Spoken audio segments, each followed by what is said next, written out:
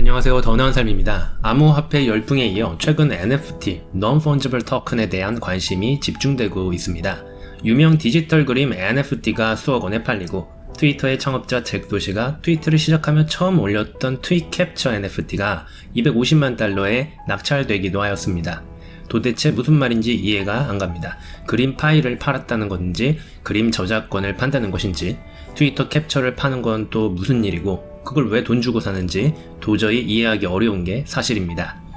이번 영상에서는 NFT에 대해 쉽게 이해해보고 현재 응용되고 있는 사례들과 앞으로의 미래에 대해 알아보도록 하겠습니다. NFT의 Fungible은 대체 가능하다라는 의미를 가집니다. 그렇다면 Non-Fungible Token은 대체 불가능한 토큰을 의미하겠죠. 우리가 개념적으로 알고 있는 모든 토큰은 대체 가능합니다. 대체 가능하다는 게 무슨 말이냐면 내가 가진 토큰은 다른 사람이 가진 토큰과 동일한 가치를 지니기 때문에 서로 대체할 수 있다는 의미입니다. 쉽게 말해 내가 가진 버스 토큰이나 옆집 아저씨가 가진 버스 토큰이나 같은 것이라는 의미입니다. 만원짜리 지폐도 하나의 토큰이라고 보면 내가 가진 1만원짜리 지폐는 여러분이 가진 1만원짜리 지폐와 같은 가치를 가지며 대체 가능한 것이죠. 이는 암호화폐 세계에서도 마찬가지입니다. 내가 가진 비트코인 1개와 일론 머스크가 가진 비트코인 1개는 같은 것입니다. 하지만 NFT는 그렇지 않습니다. NFT는 토큰 1개당 가치와 가격이 모두 다릅니다. 간단히 말해 모든 NFT는 서로 다른 것이면서 고유의 것이기 때문이죠. 각 NFT는 유일한 자산을 의미하기 때문에 극단적인 희소성을 가지게 되며 부르는 게 값이 되곤 합니다. 실물 세계에서는 유일하게 존재하는 것들이 많습니다. 레오나르도 다빈치가 그린 모나리자 그림은 인터넷에서 쉽게 찾아볼 수 있고 똑같이 그려진 그림이 많음에도 불구하고 파리 루브르 박물관에 유일하게 존재합니다. 그래서 사람들은 유일한 이 그림을 보기 위해 수백만 원의 비행기 티켓을 결제하죠. 이승엽 선수의 홈런볼도 세상에서 유일합니다. 수많은 야구 선수들이 수많은 홈런을 쳤지만 모든 홈런볼들은 다르며 상징성 있는 홈런볼은 서로 갖고 싶어 하죠. 그래서 이승엽 선수의 300호 홈런볼은 1억 2천만 원에 팔렸고 2003년에 기록한 56호 홈런볼은 구단에 기증되었는데 삼성은 순금 56돈의 야구공을 선물했다고 합니다. 하지만 디지털 세계에서는 원칙적으로 유일한 것이 존재할 수 없습니다. 데이터를 복사, 붙여 넣기만 한다면 모든 것은 무한하게 만들어질 수 있죠.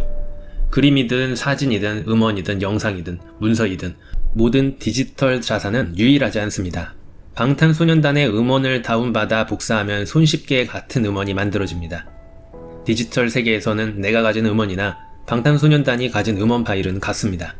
다만 저작권법에 의해 방탄소년단만이 해당 음원을 판매 배포할 수 있는 권리로 돈을 벌 수 있지만요. 여기서 잠깐 암호화폐를 살펴보겠습니다. 암호화폐는 디지털 자산임에도 무한 복제가 불가능합니다. 블록체인 기술 때문입니다. 암호화폐는 누구나 열람할 수 있는 장부의 거래 내역을 투명하게 기록하여 모든 거래가 추적되고 투명하게 운영됩니다. 그러므로 암호화폐는 디지털 자산임에도 마음대로 복제할 수 없으며 디지털 자산의 소유주가 누구인지 정확하고 투명하게 밝힐 수 있습니다. 블록체인 기술은 디지털 세계에서도 유일한 것이 존재할 수 있게 만들어줍니다. 블록체인 기술은 비트코인이 누구에게 얼마나 귀속되어 있는지를 알 수 있는 것처럼 새롭게 만들어진 유일한 토큰 NFT도 누구에게 기속된 것인지 알 수 있게 해줍니다.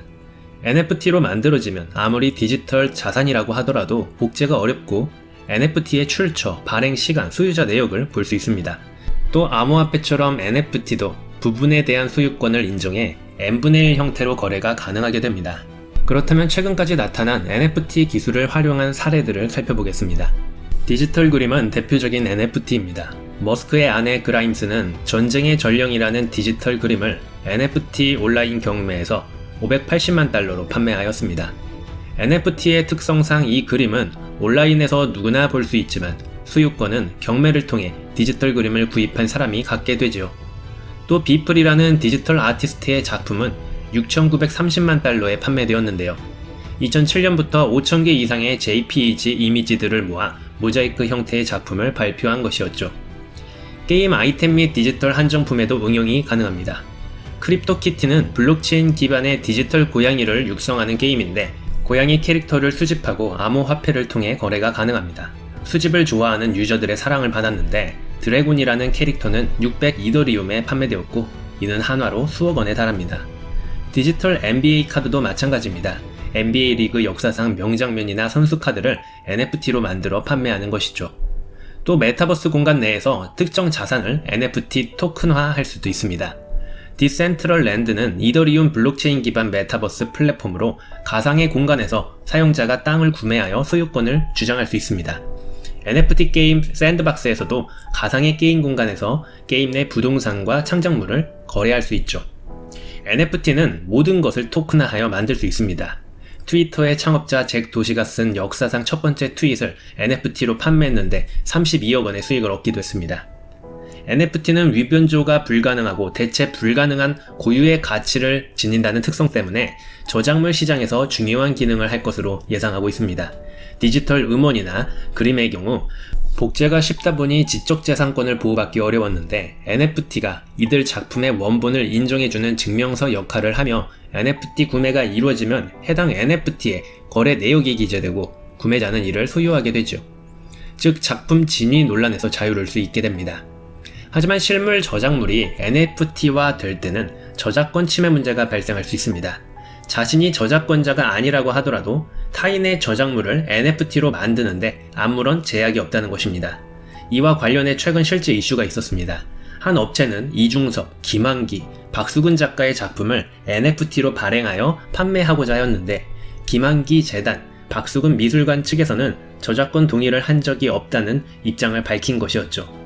즉, 이 업체는 작품을 NFT화하기 위해 소유권자의 동의만 얻었을 뿐 저작권자에게는 동의를 구한 적이 없다는 것입니다. 또 NFT에는 작품에 대한 메타데이터만 저장되어 있습니다. 즉, 작품명, 작가명, 계약 조건, 작품 세부 내역, 저작물의 위치, 저장된 URL과 같은 저작물에 대한 설명들만 기재되어 있을 뿐 실제 저작물이 직접 전송되는 것은 아니기 때문에 저작물 거래에 따른 영수증이라고 표현되기도 하는데요.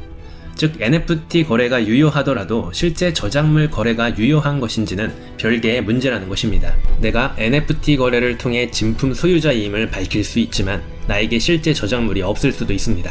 만들어진 NFT 자체는 위조가 불가능한 것이겠지만 NFT 안에 담긴 것이 무엇인지 저작권자가 직접 담았는지를 판단하는 것은 별개의 문제가 되는 것이죠.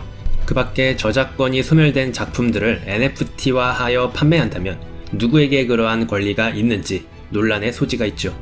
지금까지 NFT에 대해 알아보았습니다.